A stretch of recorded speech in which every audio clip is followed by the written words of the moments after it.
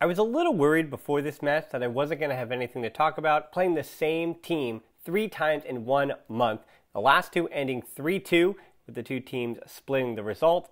But before this match today, I think we got to talk about the elephant in the room, something that Francesca and I will definitely hit on a lot more tomorrow in the podcast. But coming into this match, everyone was abuzz talking about Messi's leaked contract, which is a big deal. We don't know exactly what the information involved with it is. I think we might even know more by tomorrow. But the thing we do know is 55 million euros over the course of 4 years. And you know that Messi knows exactly what happened here. Obviously, his lawyers have been notified. The club released a statement as well. But what this meant for this match, and that's what I'm here to talk about here in the match review, is that Messi was clearly up to it today. There was something about Messi where he wanted a victory, and that's what he usually does. He's on a player that's going to show a lot of emotion. Yes, the red card against Athletic Club was maybe something bigger a few weeks ago, maybe something indicative of the way the season has gone.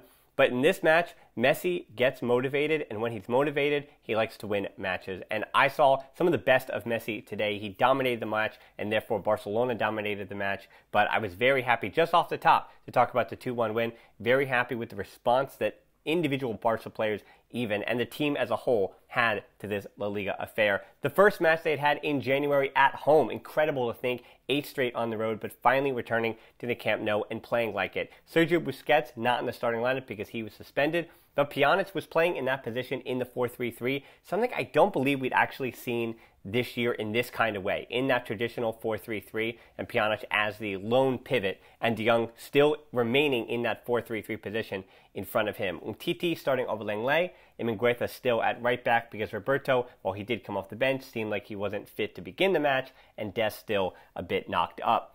To start the match, as I said, Barca did get off on the front foot. 5th minute, a Messi chance. Athletic Club very compact in the middle. And this is something we saw tactically for the rest of the match. Messi was trying to dribble right up through the middle, and for some reason, unlike a few weeks ago, Danny Garcia, Vencedor, maybe Mateo Lahoz for the first time in his career decided to be on Barca's side and warned some of the Athletic Club midfielders that he saw the Supercopa and he won't let them do to Messi what they did in the middle of the pitch. In that one, trying to keep a close eye, he was willing to give out yellows on the evening. So maybe Lahoz had warned Athletic Club and they weren't as ready to take down Messi in the middle of the field as they were in their last 2 matchups this month. So Messi found a lot of space in the middle of the field and decides to go outside. And in this case, to begin in the 5th minute, Messi himself actually dribbles just around the outside because Athletic Club, as I said, were very, very compact. And I think maybe they were trying to play a little bit of a high line, but it wasn't really working because Barca continued to be on the front foot for a lot of reasons that we're going to continue to talk about here. The 20th minute, though, the match was still kind of feeling itself out, and Messi already puts Barcelona up 1-0.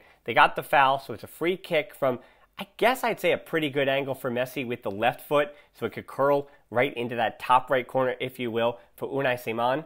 The difficulty, of course, it was a 5-man wall with Iker Muniain also lying down, but Messi, and you'd say that no matter how much bad press he had gotten, a player's always going to be motivated to score a free kick in that situation.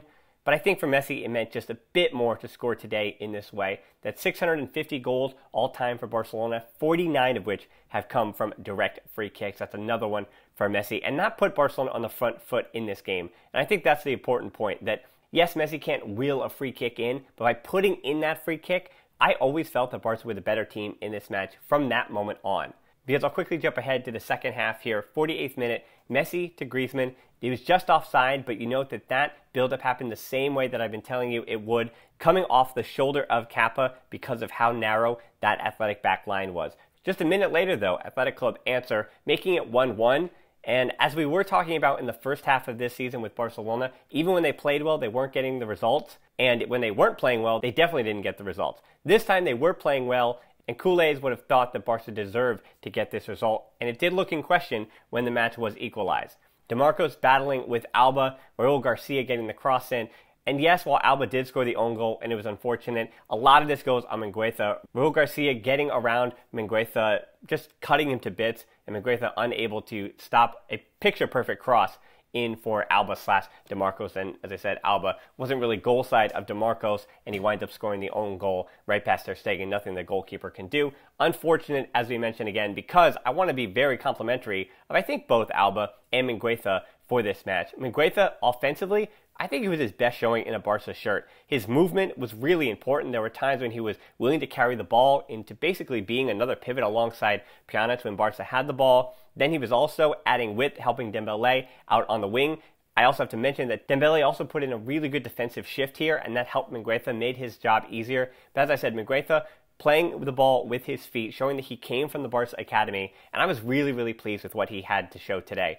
And just like with Messi, there might have been an extra little bit of motivation today for both Mingueza and Umtiti, who Umtiti, once again, having to deal with Iñaki Williams a little more than Ronald Araujo. Ronald Araujo was a bit more of the free safety, if you will, with the American football reference, and he was the one getting out and patrolling, making sure Raul Garcia wasn't playing with his back to goal, and trying to stop things and clogging things up in the middle the best he could, while Umtiti was physically tracking Iñaki Williams. And anyone who had watched my Erling Haaland video from yesterday would know that Iñaki Williams does clock the second fastest top speed in the top 5 leagues, so he is no easy feat physically to try to slow down. I thought Umtiti did a really good job to do that, and I'm wondering if it is just rotation or if it is a matter of Koeman actually does have Umtiti just about parallel to Lenglet on the depth chart, and he's making some kind of decision as to who has impressed him the most. I'm not sure if it's actually come down to that, or yes, it may be just rotation for La Liga, but this is a match that Barca should have won. So I was surprised to see Umtiti, and I'm happy to see Umtiti. As I've said many times before, and I think this match continued to prove it, that when they are both in form, Umtiti or Lenglet, I'm going to take Umtiti. Just because of the things that he does well when he's at his best. He just hasn't been at his best in a very long time. And I think the fitness that he has already recovered is better than we've seen him now in a few years. And as I said, Mingueza continued to improve. Araujo continued to improve. That was a very mobile back line for Barcelona, and it showed. Defensively, Alba and Mingueza, they did have their hiccups. But overall, this seemed to be a unit that was working well. And Athletic Club did have their chances. This team still held firm, didn't give up a second goal, and managed to pull out the 3 points. Emotionally, Barca also answered that goal. There were 2 headers in a very short time, both that could have been in the back of the net from Pjanic and Griezmann. Then the 66th minute comes along. Sergio Roberto makes his return. Athletic Club sub in as well. This is the moment in the game where Koeman could have got his subs wrong. Marcelino could have got his right. And we're talking about a different result. But all of these were like for like as well. Pjanic coming out, believe it or not, Roberto going in, which did push De Jong back a bit, though. If you actually mark the heat map out when Roberto came on the field, Pedri was even farther forward, and then Roberto and De Jong, they weren't necessarily double pivots like a 4-2-3-1. They were all kind of pushed forward at the same time and taking their turn as to who was occupying that space. And as we know, Roberto and De Jong, I think of all the midfield options, they do the best job of running into that open space or dribbling into that open space with those runs through the midfield. That's really the one thing that Roberto does offensively better than anything else. So he did add a different wrinkle to that game, but defensively, Barca continued to be sound. And as I already mentioned, a big part of that was the fact that, yes, Alba and Mingueza did get beat, and they're not necessarily elite defenders, but the shifts that Griezmann, Pedri, and Dembele all put in this match defensively solidified things enough for Barca to wind up surviving. 75th minute, because that's when they got the winner. Griezmann the tap-in, Mingueza the assist. A beautiful weighted ball from Dembele for Mingueza's overlapping run.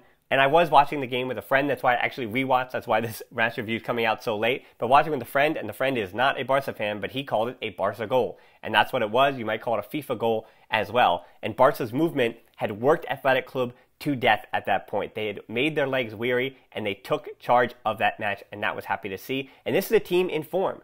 That this was not the De Jong we saw in 4 of the last 6 matches where he was even scoring goals. But De Jong continued his fine form, continued to be the best midfielder on the field, and that is what Barca need from him if they're going to be La Liga contenders, if they're going to win trophies. De Jong has to be the best midfielder on the field, and he continued to do that today. And as I said, not that Athletic Club didn't have talented players on their side. Iñaki Williams was so dangerous in this match, but Umtiti and Araujo were able to deal with him. 84th minute, more subs, Lenglet for Griezmann. This is Koeman. If Barca had not won this match and had not played as well as they did, I would gripe a little bit more about Lenglet coming in because, again, my preference is that you don't put out another center back in a match that if you continue to control, if you continue to attack and not even go for a third goal, but just continue to be the dominant team, then you have a shot. But if you're going to put on a third defender, the assumption is you're expecting the other team to keep coming and you just want to continue to push them out, cutting out crosses and potentially even sitting deep with 3 center backs back there. So I'm never really too excited about that kind of thing. Then Braithwaite coming on for Dembele, that means Barca were going to sit even deeper, but The good news is Barca did survive. Messi actually was the one in the 93rd minute who could have put it completely on ice. He should have gone to Braithwaite, but he didn't. And there was also a moment, I think, early in the second half when Messi could have gone Pedri on a very, very similar run. He didn't. Instead, I think he went to Griezmann instead. But the fact that Messi had so many options and Messi also found so much space in the midfield is a really promising sign. 2-1 on paper seemed like a really close win. They had to get a winner in the 74th minute, but I was very pleased with the way that Barcelona played today. And most importantly, they're continuing to make progress and continuing to improve. Frances might have different ideas after he watches this one for tomorrow's pod or Tuesday's pod whenever we get to record. So we'll have to hear from him then, because that's all for me on this one. As I said, Messi, crazy news. We'll talk a lot about that on the pod. And this one, a good win from me. We'll see what everyone else thinks. But until next time, Forza Barca.